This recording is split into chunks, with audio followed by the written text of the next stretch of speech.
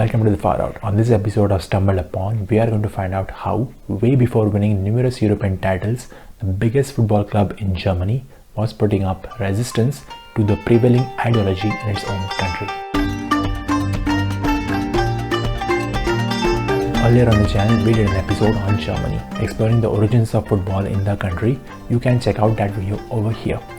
That's when we briefly spoke about how, under the Third Reich, football teams took part in the purge of Jews from their organizations.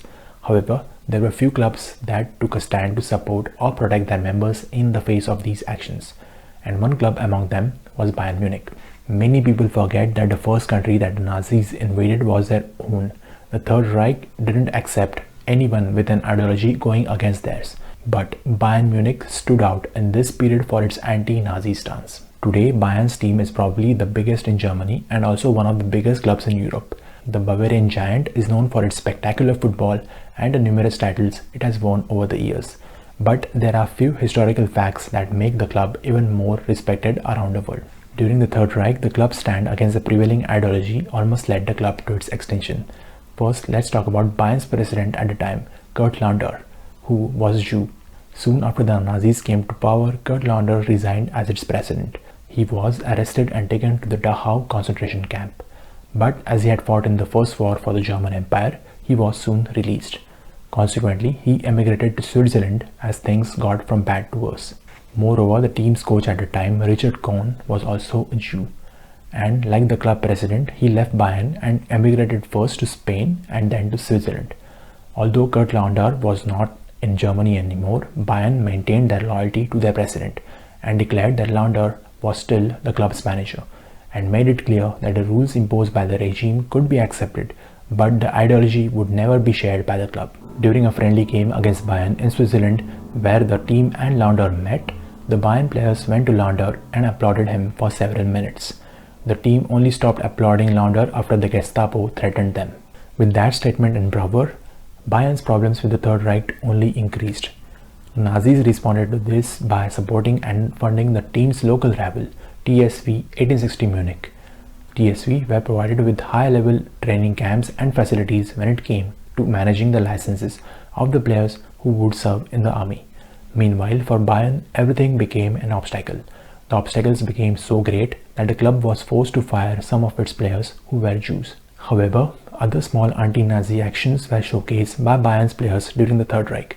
Like, for example, during the 1936 Olympics in Berlin, Bayern Munich's Wilhelm Schmitzreiter, who was also part of the German football squad, decided to pose for a photo with Jesse Owens, much to Hitler's bewilderment. For those of you who don't know about Jesse Owens and how he is regarded as the greatest Olympic hero of them all, you can check out this video here. Coming back to Bayern Munich, during the Second World War, the Nazis had imposed football clubs to hand over their medals and trophies to help with the war effort.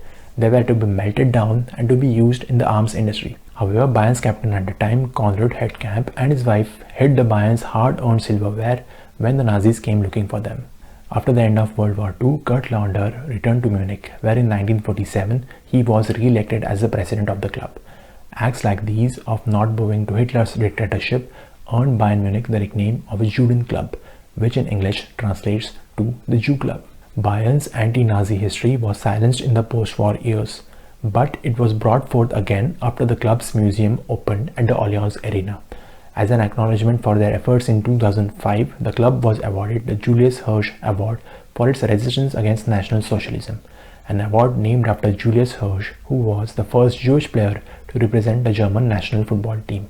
However, there are still those who believe that Bayern either did nothing or simply bowed to Nazism after some time during the period in question.